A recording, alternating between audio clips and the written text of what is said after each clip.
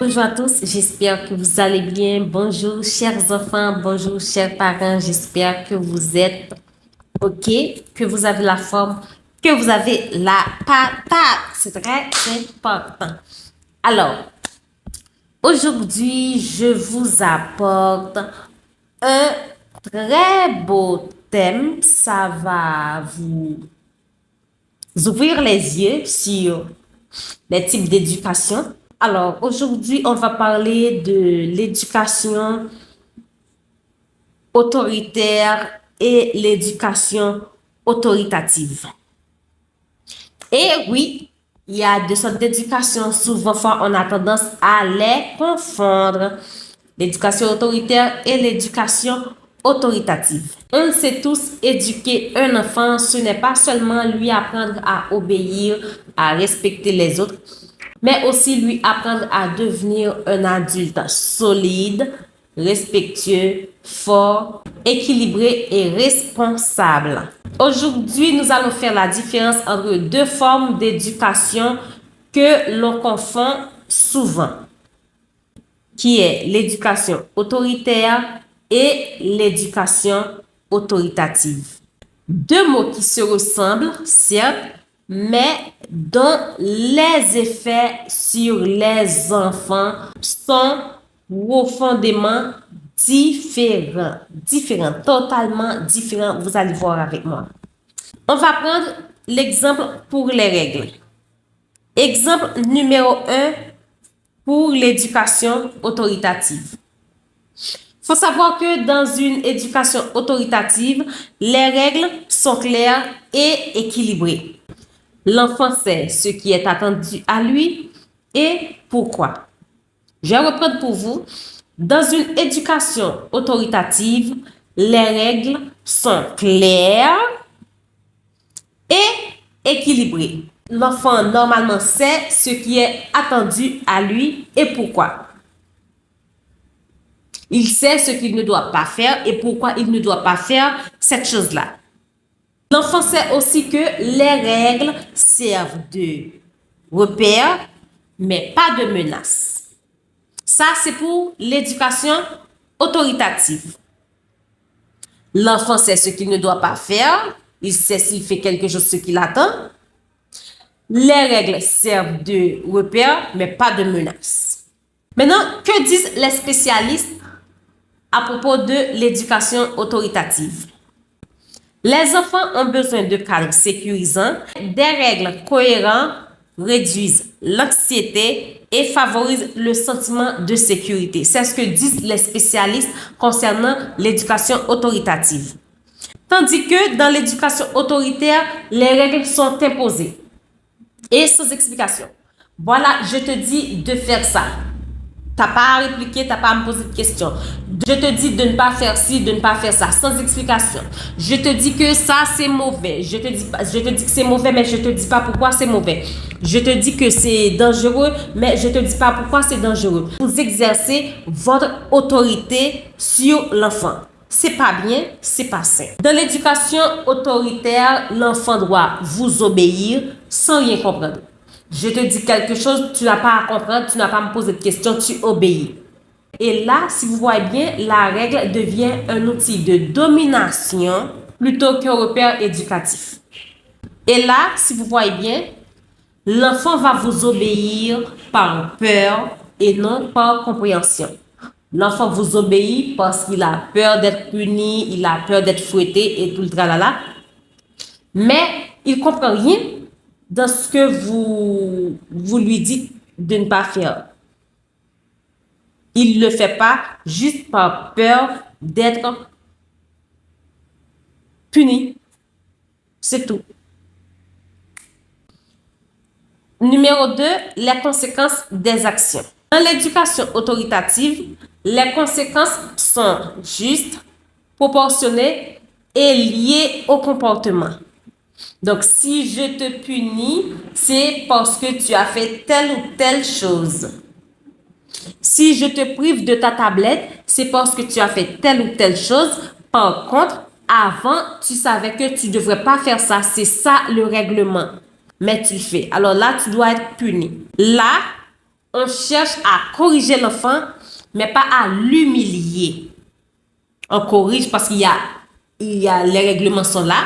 Donc, l'enfant a choisi de franchir une de ces règles.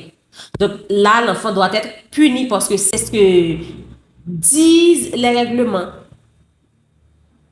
Mais là, vous cherchez à corriger l'enfant, pas à l'humilier, pas à le blesser injustement. Il faut savoir que les conséquences éducatives favorisent l'apprentissage de la responsabilité. Donc, quand l'enfant sait qu'il doit payer les conséquences de quelque chose qu'il ne devrait pas faire, pas payer les conséquences dans le sens et de le punir sévèrement pour l'humilier, mais le règlement c'est pour le corriger, pas pour l'humilier. Là, ça va l'aider à gagner en responsabilité, en maturité, en indépendance. Donc, c'est très important de faire la différence entre le corriger et l'humilier. Tandis que pour l'éducation autoritaire, les sanctions sont souvent très dures, sévères, humiliantes, excessives ou parfois même déconnectées de la faute. Parce que tu punis l'enfant pour quelque chose, mais la punition, ça va pas avec, il a fait, ok, et il a touché votre téléphone, là, vous punissez gravement. Donc, la punition, ça va pas. Donc, il faut faire attention aux sanctions sévères déconnectées de la faute. Donc, la sanction n'est pas équivalente à sa faute, à ce qu'il avait fait. Donc, c'est très important de faire attention. Lorsque vous choisissez des sanctions sévères, il faut savoir qu'elles visent beaucoup plus à faire peur qu'à faire grandir l'enfant. L'enfant va vous respecter par peur, mais il ne sera pas à l'aise avec vous. L'enfant, il va avoir peur de vous, mais il ne vous craindra pas. Un enfant peut vous craindre, mais pas avoir peur de vous. Je peux comprendre, un enfant me craint, mais avoir peur de moi, non. Là, ça, vous dépassez les bornes quand vous êtes fier. Ah, mon fils, il a peur de moi. Donc, si vous saviez dire ça, je vous dis arrêtez. Quand vous êtes fier de dire que mon fils, il a peur de moi, il a peur de vous, il ne sera pas à l'aise avec vous, il ne sera pas à l'aise pour vous dire des tas de choses, mais il vous craint, il sait que je peux tout dire à maman, je peux tout dire à papa, mais je sais que je ne peux pas faire ça, je sais que je ne peux pas dépasser les bornes. Donc, c'est mieux. Les effets connus sur l'éducation autoritaire, cela peut engendrer la colère, le ressentiment ou la soumission excessive chez l'enfant. Ce qui n'est pas bon, ce qui n'est pas sain pour son développement personnel. Numéro 3, la communication.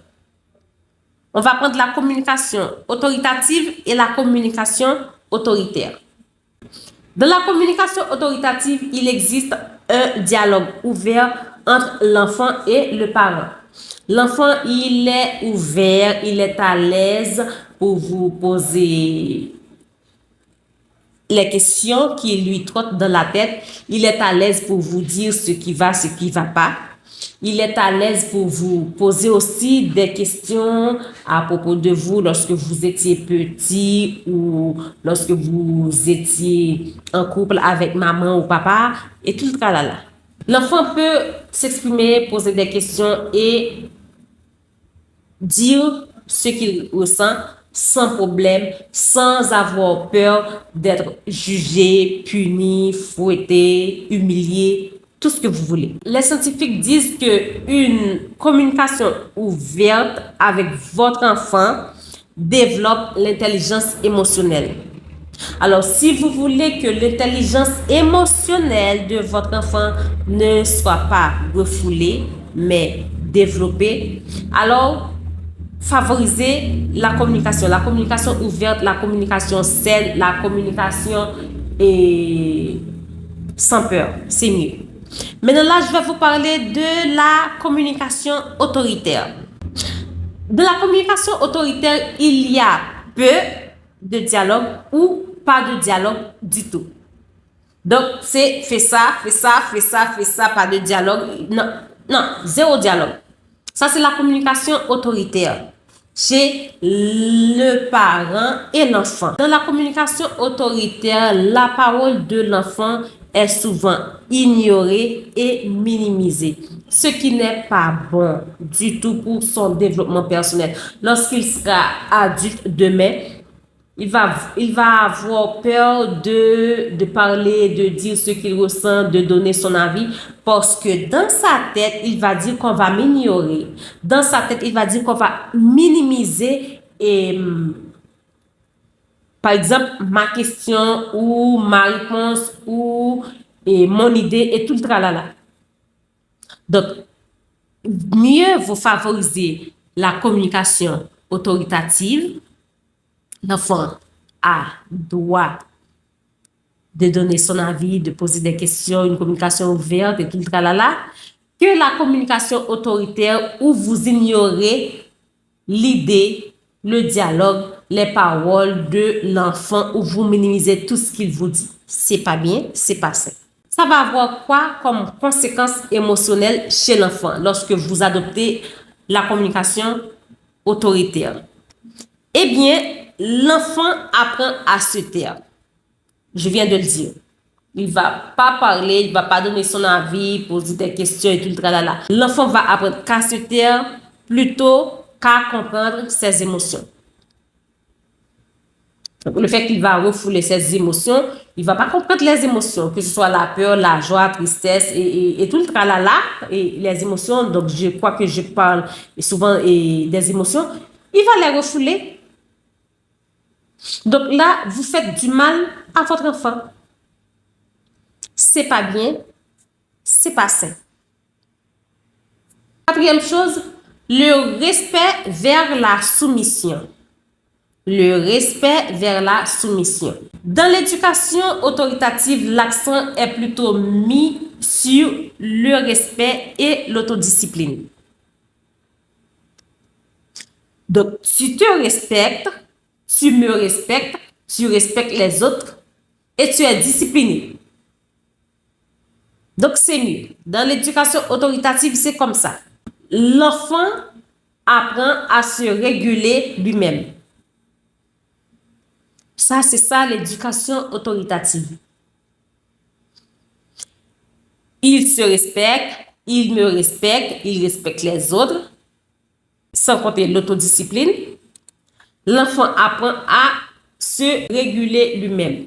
Il faut savoir que dans l'éducation autoritative, le respect mutuel est très important. Les parents qui pratiquent la communication autoritative, on découvre chez les enfants qu'ils sont plus confiants, autonomes et responsables. Donc là, vous allez dire que ce sera différent pour les parents qui pratiquent la communication autoritaire. Maintenant, on va voir respect vers soumission autoritaire. Alors, dans le respect vers soumission autoritaire, l'accent est mis sur la soumission. L'enfant obéit parce qu'il n'a pas le choix. Il sait qu'il n'a pas le droit de parler, qu'il n'a pas le droit de donner son avis. Donc, peu importe, il dit quelque chose, au contraire, il va être puni ou tu la fermes. Donc, là, il n'a pas le choix. Il obéit aveuglement. Et ce qui n'est pas bien. Un enfant ne doit pas obéir aveuglement. Ok, voilà. Par exemple, tu me dis, voilà, tu dois embrasser un tel. Ok, mais avant, tu me disais que je ne dois pas embrasser les inconnus. Mais maman, pourquoi je dois l'embrasser? Je pense que il n'y a aucun problème. Ça, c'est pas mal élevé si l'enfant vous pose cette question. Donc, c'est à vous de dire, ah, c'est une amie de la famille. Ah, c'est mon ami. On a grandi ensemble et tout le tralala. Donc, tu peux l'embrasser. C'est comme ta tata. Par exemple, on a des amis d'enfance, peu importe qu'elles sont à l'étranger ou pas, mais lorsqu'on parle de ces femmes-là, on dit à mes neveux, voilà, c'est Tati Stéphanie, c'est Tati Betty, Tati Valdi, etc. Donc, c'est vrai que elles ne sont pas leur tante, mais quand c'est la famille choisie, là, ça, c'est une autre chose. Donc, je ne sais pas si vous aimez regarder les séries ou les feuilletons des Indiens aussi, chez les Africains, c'est comme ça. Peu importe la personne n'est pas de ta famille, donc tu l'appelles tonton, ma tante ou maman. La personne peut être une voisine et tu l'appelles maman. C'est une éducation, c'est une façon de manifester le respect envers cette personne. Donc, si l'enfant vous demande, OK, maman, pourquoi je dois embrasser? C'est vrai que l'enfant peut dire, bonsoir, monsieur un tel. Donc là, quand tu dis à l'enfant, va embrasser un tel, je pense que l'enfant a le droit de vous demander pourquoi. Parce que avant, vous aviez dit, tu dois pas embrasser n'importe qui. Donc là, quand tu leur donnes d'embrasser un tel ou une telle, l'enfant, c'est légitime pour lui de poser cette question. OK, c'est une amie d'enfance, c'est comme une soeur pour moi, voilà. Ah, c'est tata un tel, OK, il n'y a aucun problème. Et voilà, l'enfant va l'appeler tout bonnement tata un tel, tati un tel et tout le tralala. Quel risque y a-t-il lorsque vous ordonnez à votre enfant d'obéir sans comprendre? Eh bien, l'enfant va avoir la difficulté à prendre des décisions à l'âge adulte. Il va avoir tendance à tout accepter, à accepter même l'abus. Parce que dans sa tête, il doit tout accepter. Il doit tout faire sans poser de questions. Alors là, si vous pensez que vous éduquez bien votre enfant, vous faites du bien à votre enfant, eh bien là, vous êtes en train de créer quelqu'un de frustré. Ce sera un danger pour les autres. Donc, c'est pas bien, c'est pas sain. Alors, c'était tout ce que j'avais à vous partager pour la partie 1. Il va y avoir une deuxième partie. J'ai d'autres points à vous partager. C'était tout ce que j'avais à vous partager. Avant de partir, je dois vous dire que l'éducation autoritative ne signifie pas laisser tout passer. Il y a une grande différence. L'éducation autoritative, c'est pas parce que c'est fait avec de la bienveillance que vous allez tout accepter, vous allez tout laisser passer. Non, ça veut pas dire que vous allez tout laisser passer. Mais elle signifie de préférence de guider l'enfant avec fermeté et amour, comme Dieu le fait avec nous. Dieu nous aime, mais il est aussi ferme avec nous. On dit sévère dans le sens, pas le sens, il est méchant, mais il est ferme. Un parent qui éduque son enfant de façon autoritative, ça ne veut pas dire que vous laissez tout passer, ça ne veut pas dire que votre enfant peut faire tout ce qu'il veut, mais ça signifie que vous l'éduquez avec fermeté et aussi avec amour. Parce que l'enfant n'a pas seulement besoin d'obéir, il a aussi besoin de comprendre, d'être écouté, d'être aimé et de se sentir en sécurité. Alors, au cœur de l'enfance, rappelons-nous ceci. Un enfant bien éduqué n'est pas un enfant soumis, mais c'est un enfant qui grandit avec des racines solides et des ailes fortes. C'est très important. Donc, j'espère que vous allez prendre note et qu'à partir d'aujourd'hui, vous allez dire, voilà, je vais pas éduquer mon enfant de façon autoritaire, mais de préférence de façon autoritative. L'éducation autoritative, c'est mieux que l'éducation autoritaire. J'espère que cette petite vidéo va vous aider, va vous aussi ouvrir les yeux sur les différentes éducations qu'il y a, l'éducation autoritative et l'éducation autoritaire. Comme je vous le dis, l'éducation autoritative ne veut pas dire que vous laissez tout passer. Au contraire, ça veut dire que vous éduquez votre enfant avec fermeté et amour, qui est nettement différent pour l'éducation autoritaire. Donc, l'éducation autoritaire, vous êtes en train d'engendrer un enfant aigri, un danger, un enfant qui va tout accepter sans revendiquer, un enfant qui pourra même accepter l'abus à l'avenir parce que avant, ce que vous l'avez transmis, c'est de fermer sa bouche sans donner son avis, sans poser de questions et tout le tralala. Donc là, j'espère que vous voyez la différence. D'ici là, je vous dis à jeudi prochain pour la partie 2 de cette vidéo. L'éducation autoritative et l'éducation autoritaire. Bon week-end déjà et à jeudi prochain. Bye bye.